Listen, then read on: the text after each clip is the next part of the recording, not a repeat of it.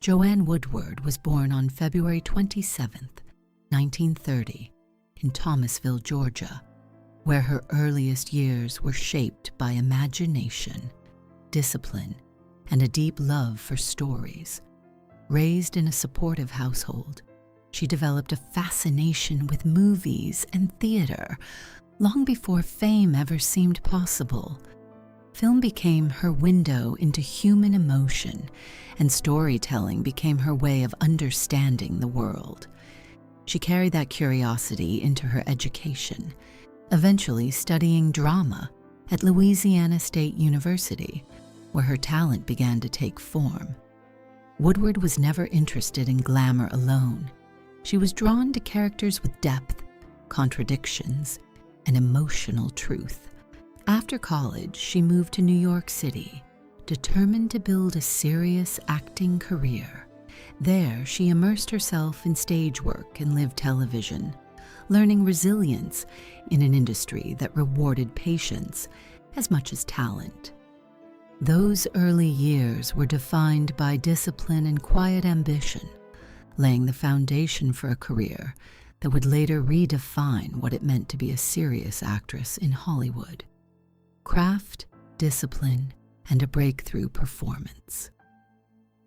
In New York, Joanne Woodward trained under legendary acting teacher Sanford Meisner at the neighborhood playhouse, where she refined a performance style rooted in realism and emotional authenticity.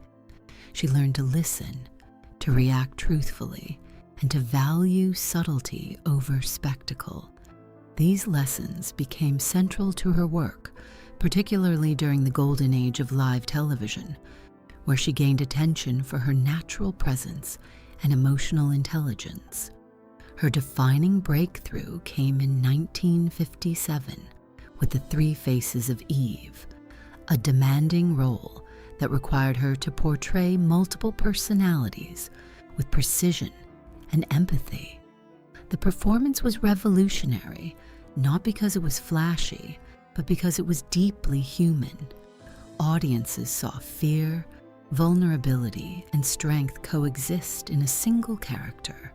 That same year, Woodward won the Academy Award for Best Actress, becoming one of the first performers of the modern psychological era of film. The recognition affirmed not only her talent, but her commitment to truth in performance rather than celebrity alone. Meeting Paul Newman.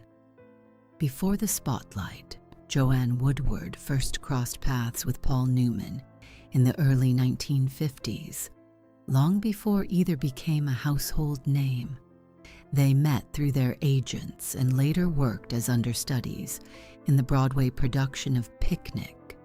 At the time, both were young actors navigating rejection, uncertainty, and long rehearsals with little recognition.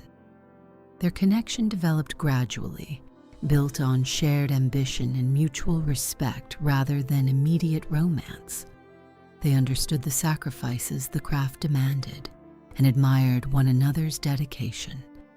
These early years were not glamorous, but they were formative. Working in theater taught them humility and patience, values that would later ground their lives in Hollywood. Friendship came first, followed by a deeper emotional bond that unfolded naturally over time. There was no rush, no manufactured drama, just two people learning how to survive an unforgiving industry while holding on to their integrity. This quiet beginning would ultimately prove to be the strongest possible foundation for a partnership that would last a lifetime. Love, timing, and a life-changing collaboration. By 1957, Woodward and Newman reunited professionally in The Long Hot Summer, a film that changed both their careers and their personal lives. Their on-screen chemistry was undeniable, but it was rooted in years of shared history and emotional familiarity. At the time, Newman was still married, and the situation was complicated and painful for everyone involved. When his marriage ended, he and Woodward chose honesty over secrecy.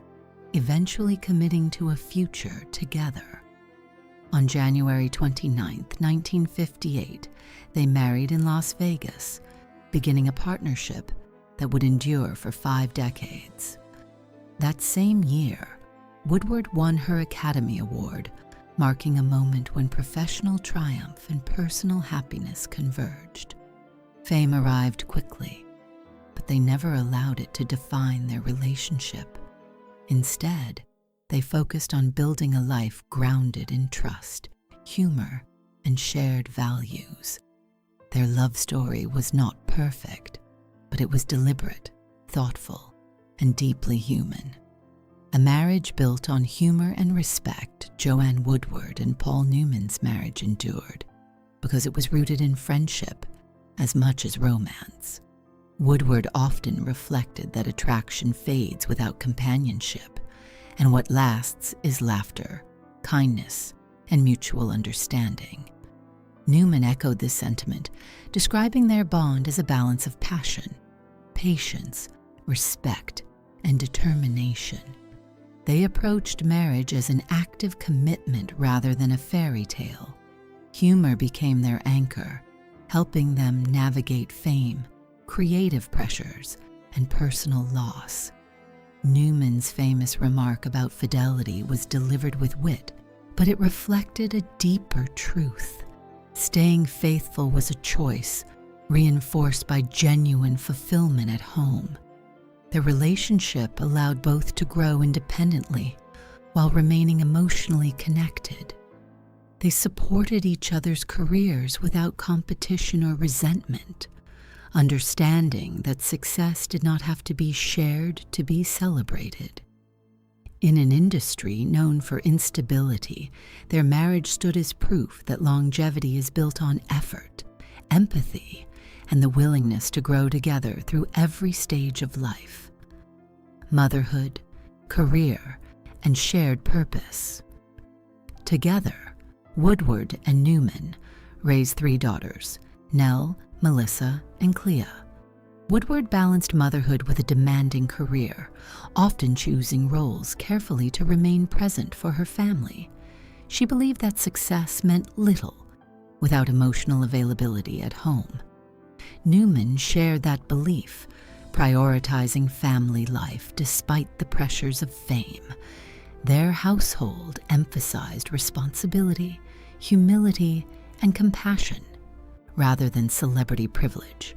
Professionally, Woodward continued to deliver powerful performances in films such as Rachel, Summer Wishes, Winter Dreams, and the effect of gamma rays on Man-in-the-Moon marigolds. She also expanded her work behind the camera as a producer and director, championing stories centered on emotional complexity and women's experiences.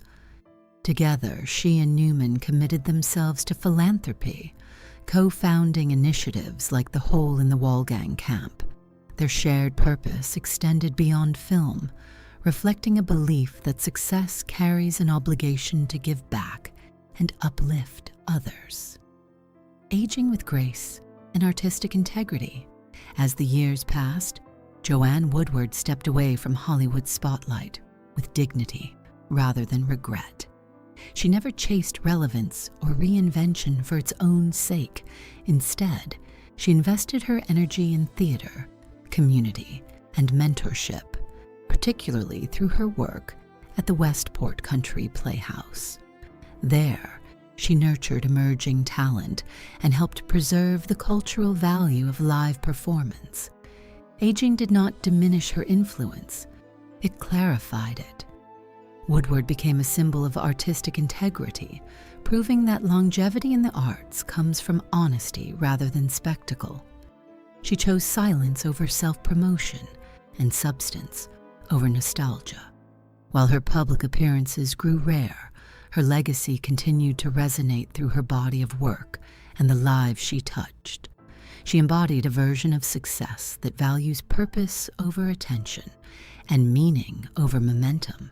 In doing so, she quietly challenged an industry obsessed with youth, reminding audiences that depth and wisdom are achievements earned only through time, loss, memory, and lasting devotion.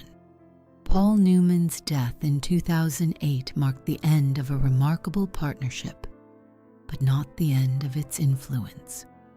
Woodward carried his presence with her through memory, gratitude, and quiet reflection. When she spoke of him in later years, it was never with idealization, but with honesty and tenderness.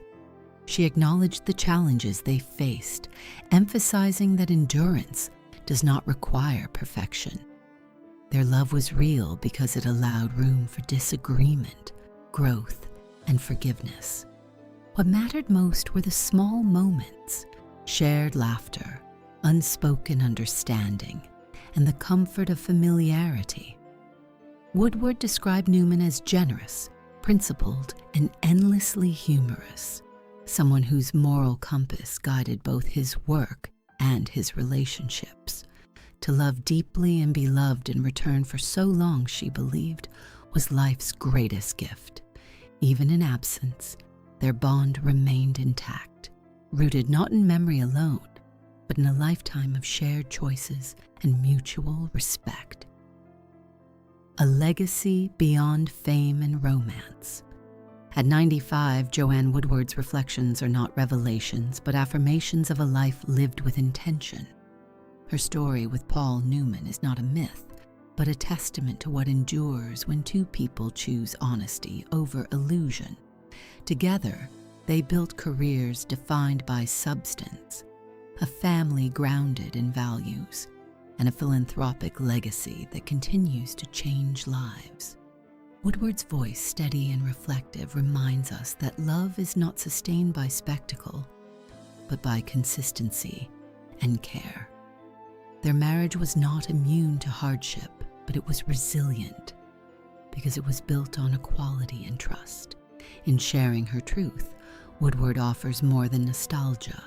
She offers perspective.